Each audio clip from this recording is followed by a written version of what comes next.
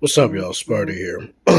So for this video, what I want to do is I want to compare the 4K 60 frames per second video rendering numbers that I got from both the M1 iPad Pro. This is the 11-inch, and both the S21 Ultra and the LG V60. Now, the main reason I'm doing this is basically been it's basically been a thing of mine to take whatever iPhone or iPad that has the fastest chip ever. Oh, sorry. Got a chip stuck in my throat. The fastest chip ever made. And then comparing it to its Android counterpart. Apple always, Apple constantly likes to sit here and say that the chip that they make right now is 2 years ahead of the curve. So I want to see I always want to substantiate those claims and see how well they do. So the M1 iPad Pro, S21 Ultra, LG V60, which I'm recording on. So let's get into this. So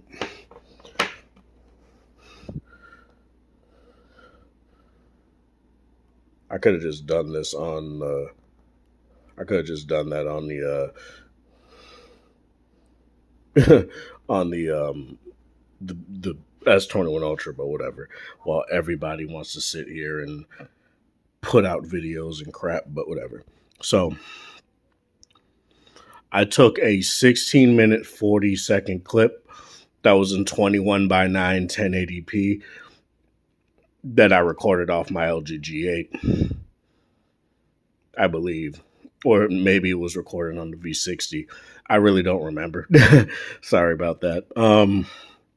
Either way, it was in 21:9 1080p. I up-rendered it in 4K in both. On the iPad, I did it in LumaFusion. That's typically what I do. And on Android, I do it in KineMaster. Now, for both of these, I set them at the bit rate of 80 Mbps. You can go even higher in LumaFusion when it comes to the bit rate, but since in KineMaster it's only able to do it at the highest is 80 Mbps, I just decided to keep it on that. It's 81 Mbps on LumaFusion on here, whereas it's 80 when it comes to KineMaster. So as you guys can see here, I also have two different metrics for the V60 here. I'll get into that in a minute. So for the iPad, it finished the 16-minute 40-second clip in 14 minutes 47 seconds. The S21 Ultra did it in 13 minutes and 8 seconds. The V60, when I had the videos on the SD card, did it in 15 minutes 22. But when I moved them to the internal storage, the exact same clips, it cut down the time to 14 minutes, 22 seconds. So it was a whole minute faster.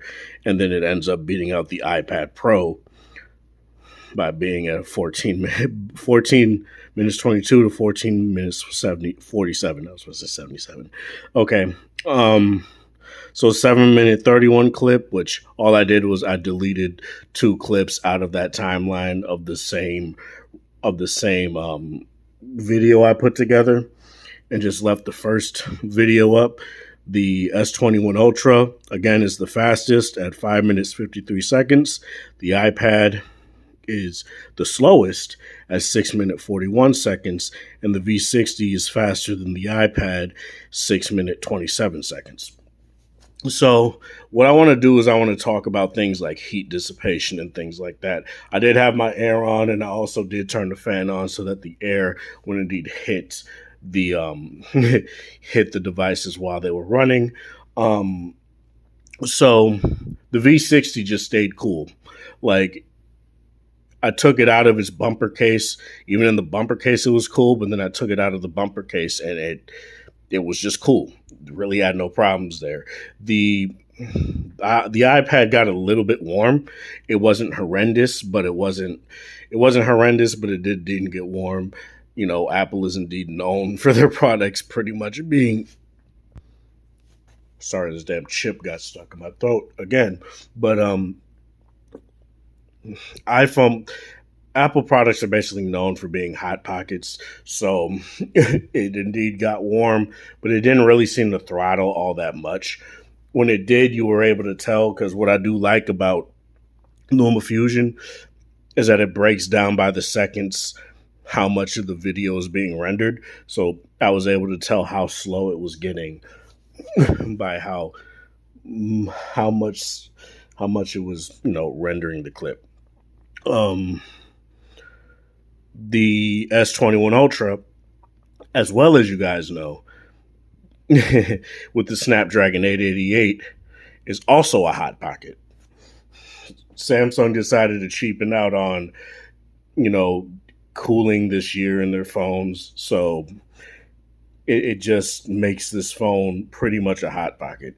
It's what made me basically decide to not do it where I was initially doing it, and decided to wait until I got to my apartment to do this kind of video right here. So regardless though, the S21 Ultra is on top, V60 second, iPad third. This is something that's just pretty much been the deal. It's been the deal with the iPad Pro from last year, the iPad Air from last year, the iPhone 12 Pro and 12 Pro Max. With the A14 chips, the iPad Air of last year also has the A14 chip. So this is just something that's been a constant, is that the Snapdragon chips, in terms of video rendering, just even when you use the best of the best video renderer when it comes to Apple, still gets beat out. Again, would I say that this is a bad thing? No, it still renders the clips faster than the amount of time that the clip actually is. So I will say that, and it's nice that that's the case. Whereas the iPhone sometimes would be a little bit slower, or be like just nipping at the butt of the length of the clip. So it's very nice. The M1 is indeed more powerful than what the A14 offers, but as I've been showing for the past year, it's still not really doing anything to keep up with the Snapdragon chipsets for video rendering. That's all I really want to say for this. That's all I got to say for this. Let me know in the comment section below what you feel about this. This is Sparta. Thank you guys for watching. Thanks for support. Hope you guys have a wonderful Tuesday, whatever time of day it is in your area. Have a good one.